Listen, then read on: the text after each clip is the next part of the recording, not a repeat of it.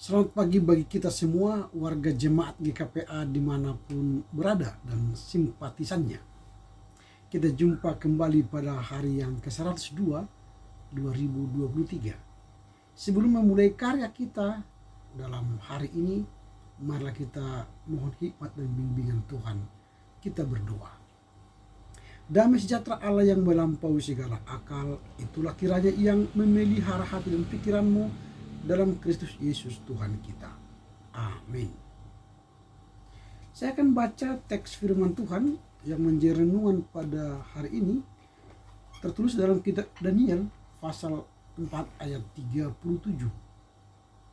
Saya akan baca dalam terjemahan baru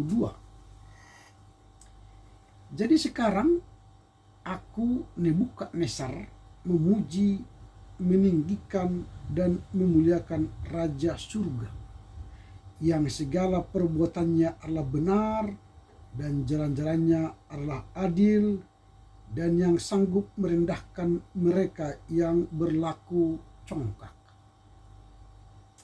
Now I, Nebuchadnezzar, praise and exalt and glorify the King of heaven. For all his deeds are right and his ways are just. He is able to bring down those who live in pride. Amen. Yang berbahagia mereka yang mendengar serta memelihara kebenaran firman Tuhan. Tema yang akan kita renungkan adalah pertobatan Nebukadnezar. Pertobatan Nebukadnezar. Kita tahu bahwa Raja Nebukadnezar terkenal dengan raja yang sombong, angkuh dan congkak. Nas hari ini menjelaskan bagi kita bahwa seorang raja yang suka meninggikan dirinya mengalami pertobatan. Raja Nebukadnezar bertobat karena ia mengalami pengalaman yang luar biasa yang membuatnya menyadari kebesaran dan kekuasaan Allah. Dalam penglihatannya, Nebukadnezar melihat pohon tinggi yang kuat yang akhirnya dipotong menjadi beberapa bagian. Daniel kemudian menafsirkan bahwa pohon itu melambangkan Nebukadnezar dan bahwa Nebukadnezar akan kehilangan kekuasaannya dan ia hidup sebagai hewan liar selama 7 tahun karena sombong dan tidak mengakui kekuasaan Allah. Ketika penglihatan itu menjadi sebuah kenyataan, Raja Nebukadnezar pun merendahkan diri di hadapan Allah dan mengakui bahwa Allah lah yang tertinggi di antara semua dewa-dewi. Nebukadnezar menyadari bahwa kekuasaannya, keberhasilannya sebagai raja berasal dari Allah dan bukan semata-mata karena kemampuannya sendiri. Nebukadnezar menyadari bahwa dia telah sombong dan tidak mengakui kekuasaan Allah, sehingga ia merasa perlu bertobat dan mengakui kebesaran Allah. Nah, pertanyaan kita sekarang ialah, apa yang dilakukan Raja Nebukadnezar setelah ia mengalami pertobatan?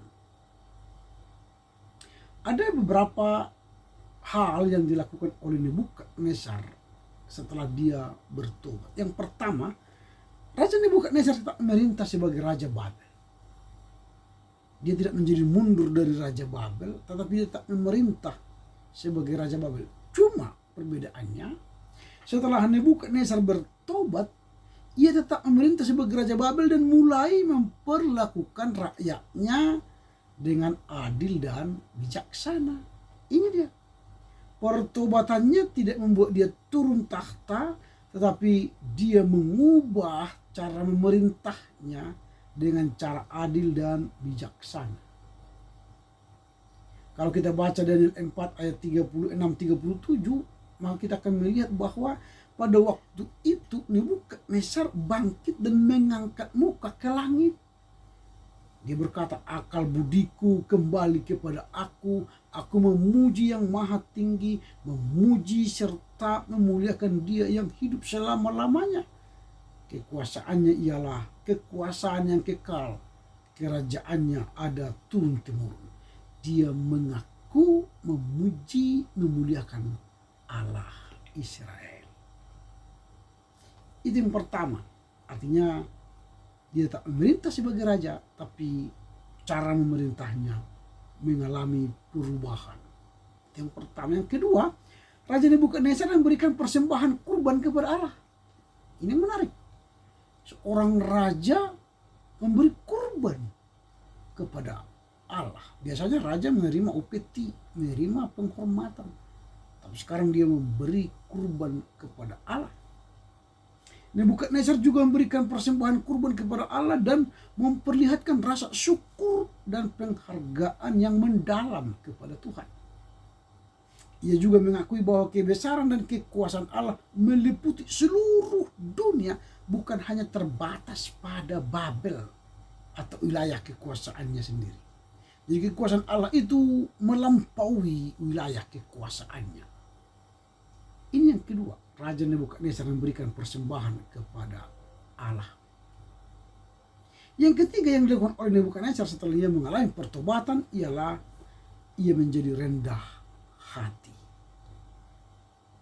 Setelah ia mengalami pertobatan, Raja Nebukadnezar menjadi lebih rendah hati, mengakui kebesaran Tuhan, memperlakukan rakyat dengan lebih baik, serta memperlihatkan sikap yang lebih hormat dan tunduk kepada Tuhan.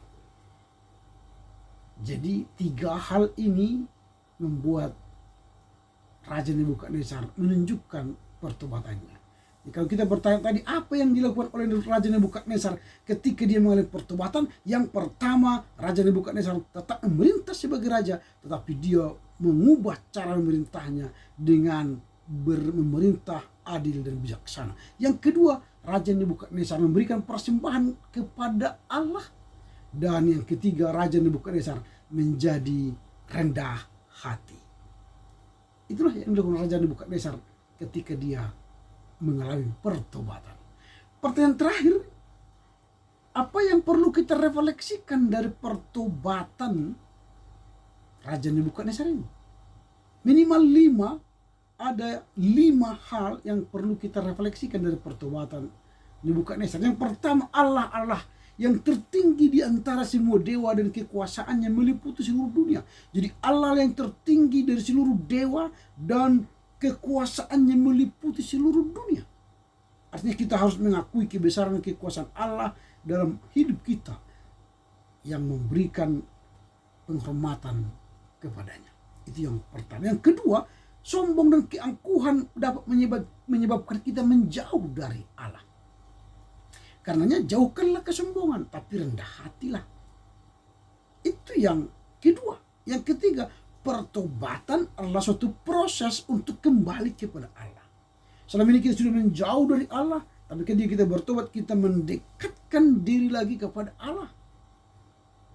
Dan yang ketiga, yang keempat ialah pertobatan harus diikuti perbuatan.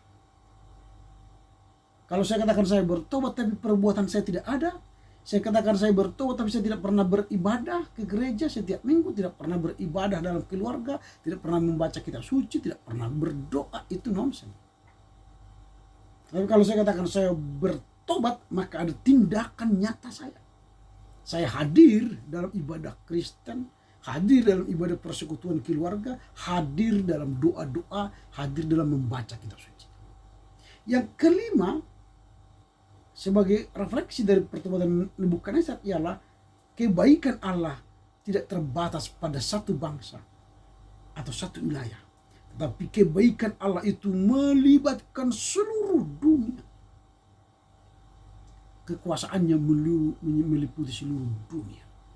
Itulah refleksi dari pertobatan Nebukadnezar ini. Saya ulangi apa yang perlu kita refleksikan dari pertobatan Nebukadnezar. Yang pertama, Allah yang tertinggi dari semua dewa dan kekuasaannya meliputi seluruh dunia. Yang kedua, sombong dan keangkuhan menyebabkan kita menjauh dari Allah. Yang ketiga, pertobatan Allah suatu proses untuk kembali pada Allah. Dan yang keempat, pertobatan harus diikuti dengan perbuatan. Dan terakhir, yang kelima, kebaikan Allah tidak terbatas pada satu bangsa atau satu wilayah, tapi kebaikan Allah meliputi seluruh dunia. Karena itu, milikilah kerendahan hati untuk terus-menerus dikoreksi supaya perkenanan Tuhan ada pada kita, sehingga kita semakin memuliakan Tuhan dan menyembah Dia, memberi yang terbaik untuk Tuhan selama hidup kita. Amin. Kita berdoa. Terima kasih Bapa.